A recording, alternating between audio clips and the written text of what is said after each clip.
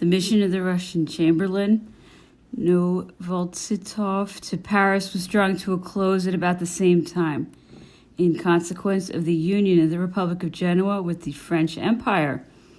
It is well known that peace was not the real object of this mission.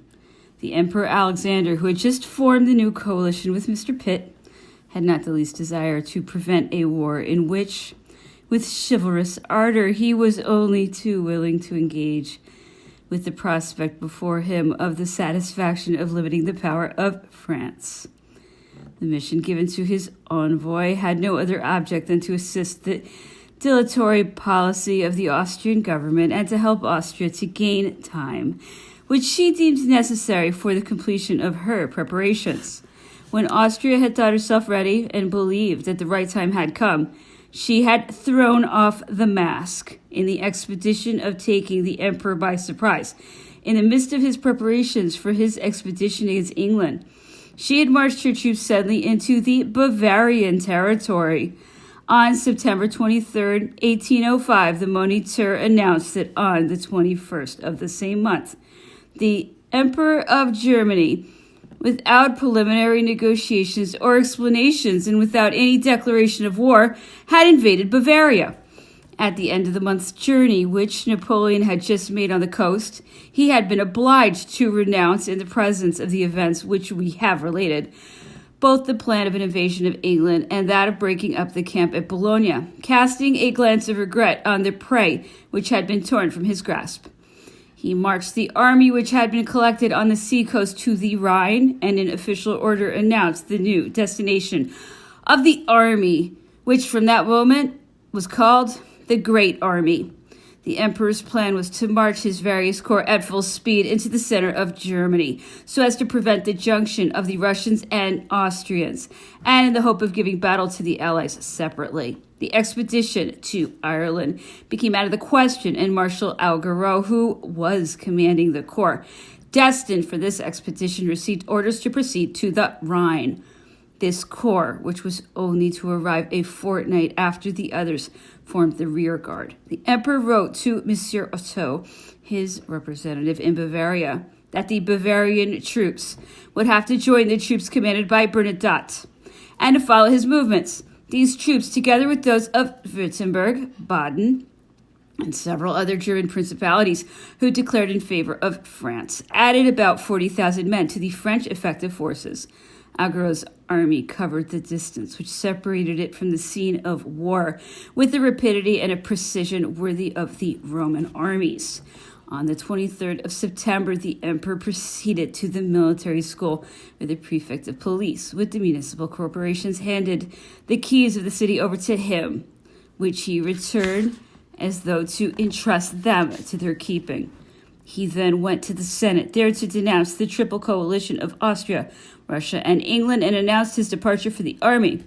As a matter of prudence, he had reorganized the National Guard, which he charged with the maintenance of order in the interior and with the defense of our frontiers and coasts, under the command of 4 senators, 4 generals. He had moreover summoned to active service a certain class of retired soldiers who were still fit to carry arms, granting them various advantages. Prince Joseph was to preside over the Senate and the other councils of the government during the absence of Napoleon. On the 24th, the emperor left Paris, accompanied by the Empress Josephine, whom he had left behind at Strasbourg, with her court and Mr. de Talleyrand. He arrived at Ettlingen, a castle belonging to the Elector of Baden, on October 1st. The old Elector, accompanied by his sons and grandsons, had gone there to receive the emperor and to seal their alliance with him. Napoleon was at Louisbourg the next day. The Elector of Württemberg, who was awaiting him there, gave him a brilliant reception. This prince, surrounded by the whole of his court, had at his side his second son and the Electress, the eldest daughter of George III. He offered his own apartment to the emperor, and though he was not generally considered a very affectionate father, everything in this home wore a most patriarchal aspect, the stuffs which covered the furniture being in part the work of his children. The emperor's arrival had put a stop to the elector's hesitations. He signed a treaty with the French sovereign by which Württemberg undertook to supply the French army with a corps of troops, with horses, wagons, and artillery. Napoleon spent a week at Louisbourg, the object of constant attention and respect. He even accepted an invitation to dine in public with the whole electoral family to please the elector. The second son of this prince, Prince Paul, showed himself most attentive to the emperor, being always at his side and accompanied him on horseback on all of his excursions. Prince Paul had recently married a princess of Saxe-Hildburghausen. This same prince, whose sentiments afterwards changed greatly, for what reason I do not know, at the time of war with Prussia in 1806, sadly left Stuttgart without his father's knowledge, and went to offer his services to the King of Prussia, who gave him a command to his army. He was amongst the number of Prussian officers who were made prisoners at the Battle of Jena. The emperor took no revenge on him for this disloyalty beyond refusing to see him, and sent him back out of regard to the king, his father, who had him imprisoned in a fortress. The Elector of Bavaria, who had in vain asked Austria to be allowed to remain neutral, had fled from his capital on the approach of the Austrian army and took refuge at Würzburg. Napoleon only saw him at Linz, where the prince came to see him. The Elector returned to Munich after Bernadotte's army had driven the Austrians out, which took place about a fortnight after the opening of the campaign. The emperor received the Austrian general Goulet at Linz. He was one of the Austrian generals who had been made prisoner at Ulm, but whom Napoleon had restored to liberty. He came with a request for a suspension of hostilities with a view to opening negotiations for peace. Napoleon asked him if he was vested with sufficient powers to treat for peace then and there. The Austrian general answered that his master could agree to nothing without having first consulted his ally, the Emperor of Russia. Such a step could have no other object than to delay the onward march of the French army. Napoleon, in his answer to a letter from the Emperor of Austria brought by Monsieur Goulet, said that he was wrong to refer to the Emperor of Russia, who had not the same interest as they had in the war, that this war was only a caprice on the part of the Russian sovereign, whilst for France and Austria it was a struggle which absorbed all their means and all their faculties, that he, Napoleon, was disposed to settle the dispute with the greatest promptitude, but that he could not hide from the Emperor Francis the fear which had risen from the delays and the intrigues of the bitterness of which, considering the past, was still fresh in his memory. After some hesitation before the crossing of the Inn by the Austrians, the Elector of Bavaria had accepted the French alliance and had added his troops to our army. There remained Prussia, which, owing to the personal feeling of the king, was observing neutrality. The passing of Bernadotte's corps through the Principality of Ansbach gave the war party in Berlin the desired pretext for persuading the king to assume a menacing attitude. In consequence of this, Minister Hardenberg listened with very bad grace to the explanations which were given him about the march of his corps of the French army. The sudden appearance of the Emperor Alexander in Berlin finally triumphed over the irresolution of the king, and a treaty of alliance was signed between the two monarchs at Potsdam on November 3rd. It was sealed by oaths taken on the tomb of the great Frederick, a scene which had been prepared by the Queen. The king, however, caused certain reservations which he considered prudent on account of the success of the French army, and notably by the capitulation of Ulm, a triumph which till then had been unparalleled in the history of our armies, and to be inserted in this treaty.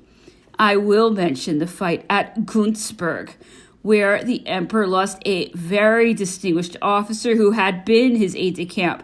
This officer, nephew of General Lequeux, had incurred Napoleon's displeasure by his caustic tongue and by the utterance of certain sarcasms against influential persons who had disposed the emperor against him. Colonel Lequeux was killed during the attack on the bridge at Günzburg, fighting bravely at the end of the 59th Infantry Regiment. Napoleon mourned the loss of this officer and ordered all the troops assembled at Günzburg to be present at his funeral. The emperor removed his headquarters to Augsburg, the center of his operations, and stopped 3 days in the city to await the effect of the movement of the different corps and to occupy himself with the important details in the administration of the army. He had the town protected against any attempt at a surprise and established a general depot of arms, magazines, and ambulances. He ordered all the Austrian artillery, which had been captured at Ulm, to be transported there. The emperor stayed in the palace of the former elector of Treves, who did the honors of his episcopal palace with the Princess Cunegonde, his sister. He was the prince of the House of Saxony, who, after the loss of his electorate, which had been suppressed by the Treaty of Luneville, had retired to the bishopric of Augsburg, amalgamating the title of this see with that of the elector of Treves. The income from this see and various pensions, including one of 100,000 florins, enabled him to live at Augsburg in a very honorable manner. He was anxious to show, by the cordial hospitality with which he received the emperor, how grateful he was to him for the comforts which he enjoyed in his old age, comforts which he owed to the influence which Napoleon had formerly exercised on the secularizations. The battles which preceded and followed upon the taking of Ulm brought after them results of the highest importance. On October 11th, General Dupont, having arrived at the village of Haslach, with 2 regiments of infantry and a brigade of cavalry, attacked one of the corps which were leaving Ulm, and which General Mack was endeavoring to rescue from this place to march them onto the Tyrol and Bohemia. General Dupont sustained during the whole day of the 11th an unequal fight of 7,000 men against 25,000, dispersed the enemy, captured 2,000 prisoners, and by audacious tactics prevented the march of the enemy to Bohemia. Who could then have thought that the career of this general, called to so high a military destiny, would have ended 3 years later in so deplorable a manner? The other columns, which had escaped from Ulm, met with a similar fate at Elbeck, Neusheim, Lordlingen, and before Ulm itself. The investment of this place began by the seizure of the bridge and the Abbey of Elchingen. All these feats of arms were carried out in the worst weather imaginable. The soldiers, up to their knees in mud, a prey to privations of all kinds, were reanimated by the sight of the emperor, himself drenched, harassed, and covered with mud. I can remember my stupefaction on looking at the sinuous ramparts of the village of Elchingen, rising in an amphitheater above the Danube, surrounded by wall gardens and houses rising one above the other. These gardens and houses, filled with troops, and from which constant firing proceeded, were topped by the vast buildings of the fortified abbey, which was vigorously defended by formidable artillery. Marshal Ney won his title of Duke of Elchingen there, and fully deserved it. We spent 5 days at the Abbey of Elchingen in almost absolute starvation. The emperor used to leave it every morning to go to the camp before Ulm, where he used to spend the day and sometimes the night. The French army had become master of the heights which commanded Ulm. The emperor had some shells fired into the town and sent a summons to General Mack, commander-in-chief of the Austrian army, who had allowed himself to be shut up in the town with the larger part of his army. This unhappy general found himself reduced to the last extremities. He at first affected great courage and declared that he would eat his last horse before he would surrender. He had so entirely lost his head that he did not notice that in saying this he was confessing that the town was without provisions. He parleyed for several days unsuccessfully, thinking to save his honor and military reputation by proposals which could not stand a moment's examination. He was at last forced to sign a capitulation by the terms of which he agreed to surrender unless relieved within 6 days. The emperor being certain that Munich was in the hands of his troops, that the columns which had come out of Ulm were being pursued and beaten in every direction, that the Russians had not crossed the Aisne, and that Mack had no chance of being rescued, consented to give him his satisfaction. Mack, however, shortened the term which he himself had asked for. On the 20th of October, from noon till 6 in the evening, the Austrian army shut up in Ulm, numbering 33,000 men, and under the commander-in-chief, 8 field marshals and 7 lieutenant generals marched past the emperor. Arms were laid down, and the army was transported to France. The officers were allowed to remain in Austria on parole, not to serve against France until they had been exchanged. The first column of prisoners left the next day for France. The emperor treated the general officers well and deported himself toward the commander-in-chief with respect due to misfortune. He severely repressed certain humiliating remarks of which the vanquished had been the subject. On the 21st, a proclamation to the soldiers of the great army, congratulating them and announcing the immense success of this fortnight's campaign, was followed by a decree which ordered that the month which had just elapsed from September 22nd to October 24th would count as a campaign for the whole of the army. On the morrow of the day in which this glorious feat of arms was accomplished at Ulm, our navy met with a great disaster. Whilst our great army, led by the emperor routing his enemies on the continent, was forcing its triumphal way into Vienna, the splendid combined fleet, which, in protecting the passage of the flotilla across the channel at Bologna, was to realize such lofty hopes, met its doom at Trafalgar. It needed the glorious victory of Ulm and the prospect of the successful issue of the further operations which Napoleon had prepared to console him for a catastrophe which postponed indefinitely all hope of ruining the English fleet. The emperor felt that the only resource left to him was the execution of a vast continental blockade and extraordinary measures which would complete its effectiveness. The unhappy Villeneuve, the responsible author of the ruin of the expedition and the author of the disaster of Trafalgar, having fallen into the hands of the English and having been released by them, put an end to his life in a moment of despair.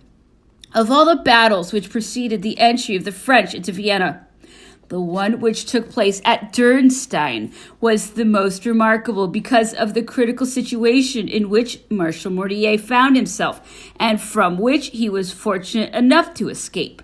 The marshal, who was skirting the left bank of the Danube, engaged in the pursuit of the enemy in the narrow defile which at this place is formed by the river and the mountains, had only half his corps d'armée with him, the rest of his troops being disposed in echelons at 1 or 2 marches' distance. Mortier easily drove the enemy before him, but these were soon reinforced by superior troops. In the meanwhile, a Russian division had come down from the mountains behind him and had placed itself between his feeble corps and the Dupont division, which was following him. Mortier, thus shut in between 2 hostile forces, had no other alternative than to cut his way through them or to perish. In this extremity, he turned against the weaker enemy and charged the Russian division, which was pressing on in the rear, and was followed by the enemy, which he had previously attacked from the front. But at this moment, the scene changed. The Dupont division, which at the sound of the cannon had hurried up, came behind the Russian division, which was now caught between 2 fires from the French troops. This hostile division had only just time to make good its escape by the ravine, which they had followed in coming down the mountain, a retreat which would have been close to them if the Dupont division had been able to reach this ravine before they did. Marshal Mortier, having rallied this division, was now in a position to drive back the other Russian corps, which he previously had to resist in front. This corps of the French army owed its safety to the marshal's coolness and to the promptness of Dupont and the intrepidity of the officers and men. The emperor had halted at St. Polten, a village situated almost opposite Dürnstein, armed by the loud cannonade which echoed through the rocks. He did not leave St. Polten until he had received reassuring news of the Marshal Mortier and of the corps under his command.